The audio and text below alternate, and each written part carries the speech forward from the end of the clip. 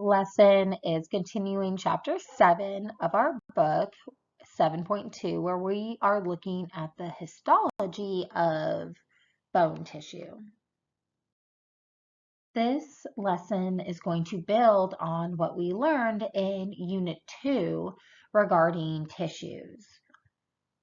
So we learned that there is specialized connective tissue like cartilage, blood, and bone. And the cells and fibers that make up that tissue are going to play a key role in the histology of the tissue. Because remember that anatomy determines function.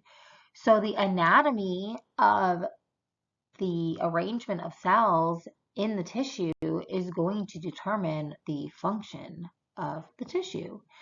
And we're going to see that there is a difference between two different types of bone, and there are two different types of bone marrow. So we will find different types of cells and fibers within those different types of tissue.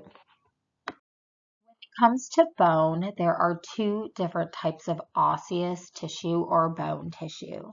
There is compact bone and there is spongy bone. Compact bone is going to be made around a central canal.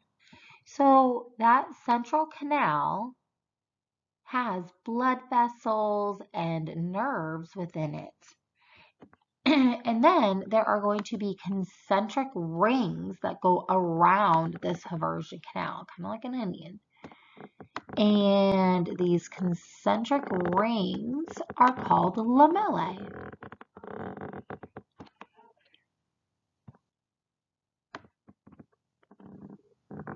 Man, I don't know how the guy from Khan Academy does it.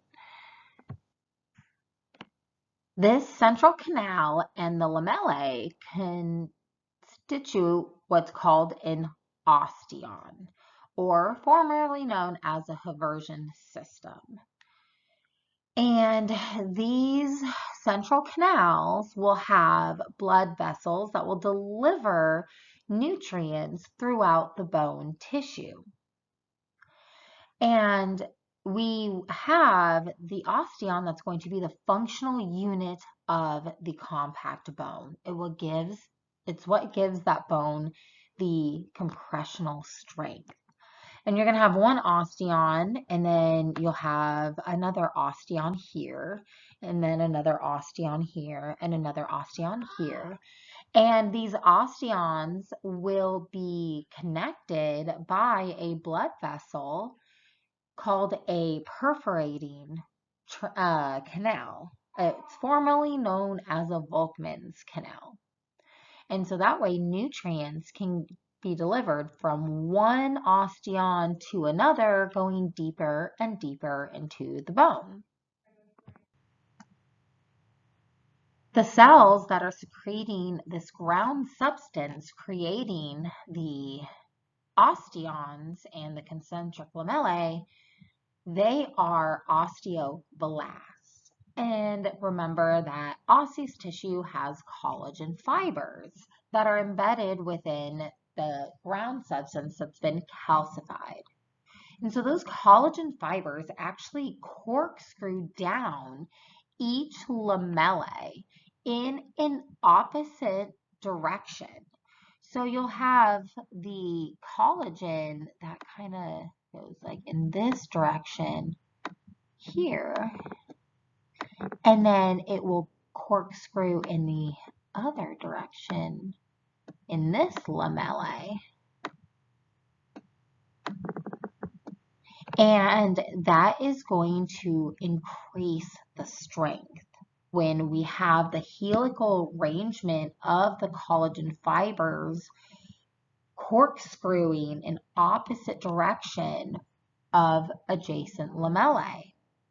And those osteons are typically separated by what's called the cement line. And we'll see that in a future slide, but it prevents the spread of microfractures. So that way, if there's a damage to this osteon, it's not going to continue and affect the neighboring osteons. In between the osteons, there is going to be interstitial lamellae, which I can do no justice of drawing, so I'll just let the next image show you. But inter means in between, so this lamellae will fill irregular regions between osteons. And then when we go to the outer portions of the bone, we will find circumferential lamellae that will encircle the inner outer region of dense bone. Looking at the histology of osseous tissue or bone tissue, we have two different types of bone tissue. There is compact bone and spongy bone. We're also going to look at the three-dimensional structure of compact bone, as well as the histology of decalcified spongy bone and red bone marrow. Then we'll also analyze the microscopic appearance of a cross-section of an osteon that's been dried of real compact bone. And then we're going to correlate some structures to that little art piece there. Looking at image A, this is the longitudinal cross-section of a long bone, specifically the femur. You can see the head of the femur and the greater trochanter making up that proximal epiphysis. And the proximal epiphysis is filled with spongy bone. What gives that spongy bone its appearance are these little beams called trabeculae. That's actually what trabeculae means. It means little beam. If we look over here at image C, you can see those little beams of bone trabeculae.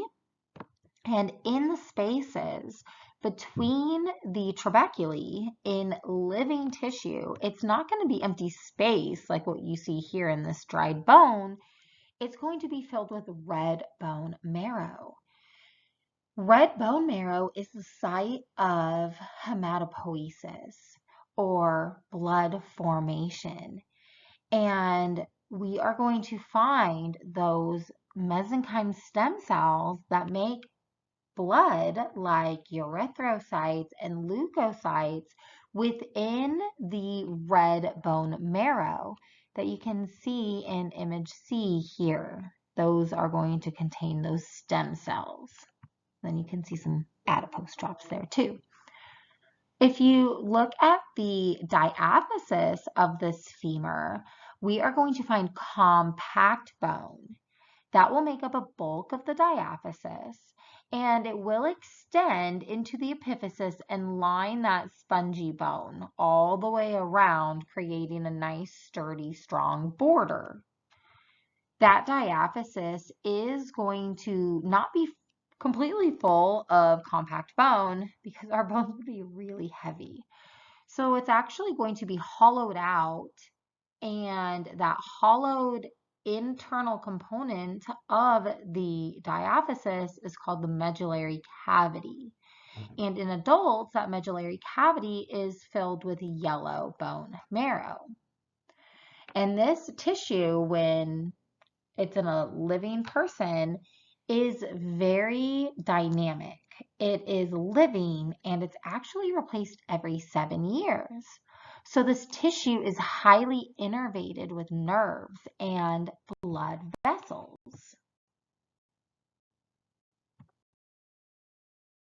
What's going to give the compact bone its strength, and it's known as the functional unit of compact bone, is the structure called an osteon. And what makes up an osteon is this central canal that has these concentric layers around it called lamellae. And this osteon is created by osteoblasts. Those osteoblasts are immature bone cells that build bone. So they lay down ground substance and collagen fibers. And as they do, they're going to lay down those collagen fibers in a corkscrew type of manner down into the matrix. And the direction of these collagen fibers within each given lamellae around that central canal is going to be in a helical arrangement, kind of like the threads of a screw.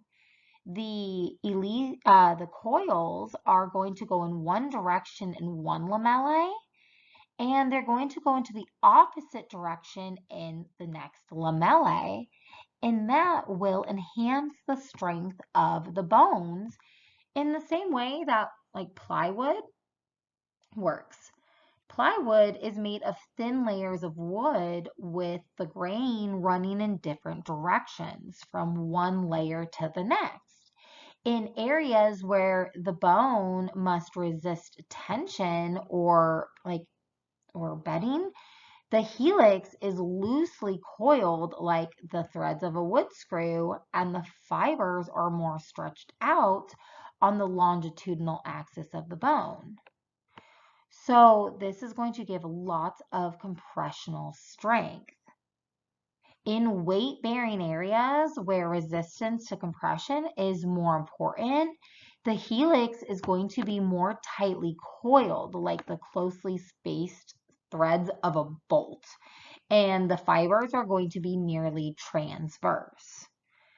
And so we can see those lamellae that are created from those osteoblasts that go around that central canal. And what you might notice is within the lamellae, we're going to see these little kind of black spots. Those are lacunae. As those osteoblasts are building the bone and creating these osteons made of lamellae, they are going to trap themselves within that calcified matrix. And then they will differentiate into an osteocyte where they will maintain that bone tissue. But these are living cells, and so they are going to need nutrients, and they're going to need to get rid of their waste product, like carbon dioxide.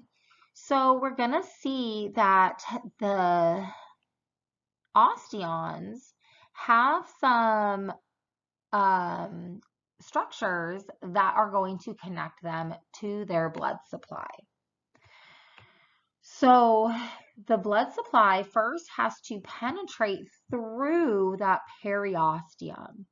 And so that periosteum is actually held down to what's called circumferential lamellae here on the outer portion of the bone. And what's holding that periosteum to that circumferential lamellae are perforating fibers. So if you've ever had shin splints is actually these perforating fibers tearing off of your bone, and that periosteum is literally tearing, which is why it's so painful. And your bone is very vascularized, which is a lot of times why you'll have bruising associated with it. So you'll have this nutrient artery that is going to poke through that periosteum through what's called the perforating canal. And there's going to be a foramen, so perforating foramen and the perforating canal that is going to lead to the central canal of an osteon. And that is going to deliver blood, get rid of waste products, and nerves. And then those innervations and nutrients will continue to travel through the central canal where they will meet a perforating canal, which will connect to the central canal of another osteon. And the blood and nerves will continue to make their way to the innermost portion of the bone and find that lining of the endosteum.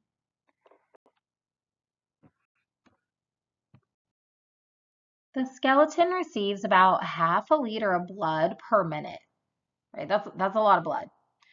So blood vessels, along with nerves, will enter the bone tissue through that nutrient foramen on the surface, and that's going to poke through that periosteum. And these surface foramina will open into the perforating canal that cross the matrix and feed into the central canals.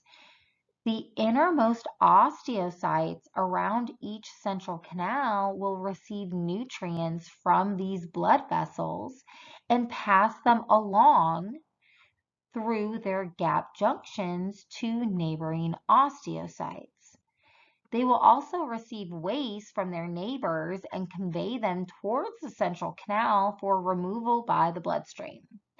So the dendrites of the osteocytes are going to maintain a two-way flow of nutrients and waste between the central canal and the outermost cells of the osteon. And so remember that these lacuna that hold the osteocytes are going to be connected by canaliculi. So if this is an lacuna with an osteocyte, here I have another lacuna with an osteocyte, here's another one.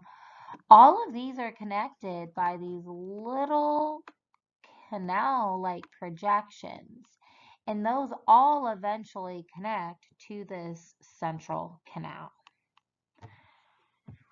Not all of the matrix is organized into these osteons.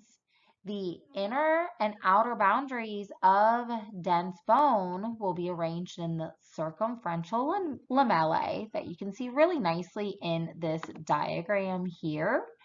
And they run parallel to the bone surface. And in between the bone, we can find the interstitial lamellae. And the interstitial lamellae are the remains of old osteons that broke down and the bone grew and remodeled itself. And now it's going to be able to absorb shock. So if you end up having a break or a fracture that ends up damaging one of these osteons, the interstitial lamellae can absorb some of that shock and it's not going to break a deeper functional unit or osteon.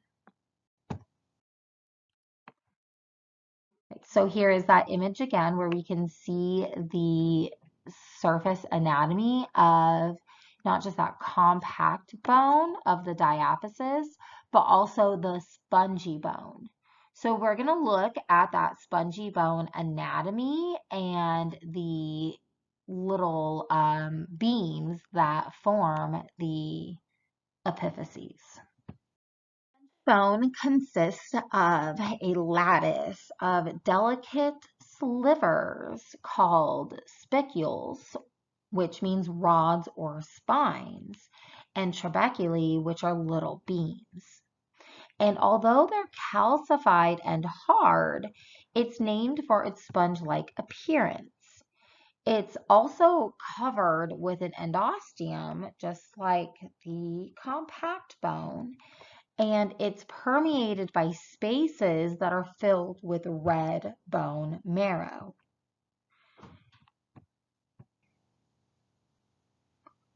A difference is that the matrix is arranged in lamellae, kind of like those of the osteons in compact bone, but so we still have osteons, but there are very few osteons. The central canals here aren't needed because no osteocyte is very far from the bone marrow. Spongy bone is well designed to impart strength to a bone while adding a minimal amount of weight. It's very light and not dense. And the trabeculae are not just randomly arranged as they may seem just by looking at them. They are actually developed along the body's lines of stress. So the more stress you put on your bones, the body will respond to that stress by building more bone, and specifically more of the spongy bone. Spongy bone has much less surface area exposed to the action of osteoclasts than compact bone does. Therefore, when osteoclasts reabsorb bone tissue, it mostly comes from the spongy bone. So we end up seeing that in osteoporosis. We're going to see those trabeculae are really, really thin and brittle, and they're going to break very easily. Here you can see normal bone versus osteoporosis bone. Here you've got those beams, and in healthy bone, those trabeculae are actually not like as thick as compact bone, but they're pretty sturdy, and they're going to continue to branch out in areas of stress, further reinforcing them. Versus this osteoporosis bone, those trabeculae are very thin and brittle. So you can see how this bone of osteoporosis is not going to be able to absorb shock as well as that normal bone. This is a frontal section of the femur. So once again, you can see the head of the femur, you can see the neck, and that greater trochanter. The trabeculae of the spongy bone can be seen orientated along lines of mechanical stress. It's not just so randomly arranged. The mechanical stress comes from applied pressure by the weight of the body or pull of a muscle. And by working out or running, we are going to further encourage the body to develop bone along these lines of mechanical stress. Bone marrow is a general term for soft tissue that occupies the marrow cavity of a long bone, the spaces amid the trabeculae of spongy bone, and the larger central canals. There are two kinds of marrow, red marrow and yellow marrow. We can best appreciate their differences by considering how the marrow changes throughout a person's life. In a child, the marrow cavity of nearly every bone is filled with red bone marrow that is also called myeloid tissue. This is often described as hematopoietic tissue. Hema means blood, poietic means to produce, so it produces blood cells. But it is actually composed of multiple tissues in a delicate but intricate arrangement, and is properly considered an organ unto itself. In adults, most of the red marrow will be replaced by fatty marrow. Red marrow is then going to be limited to the flat bones like the skull, the sternum, parts of the pelvic girdle, the ribs, and then the ends or the epiphyses of the humerus and the femur, as well as the vertebrae. Yellow bone marrow will no longer produce blood, but it will store adipose or chemical energy. And in the event of a severe chronic anemia, it can transform back into red marrow and resume its hematopoietic function. If I were to ask you, what would be the most accessible place to draw red marrow from an adult? So if you look at this little adult skeleton, what it's showing you are places where we're going to be able to get some of that red marrow.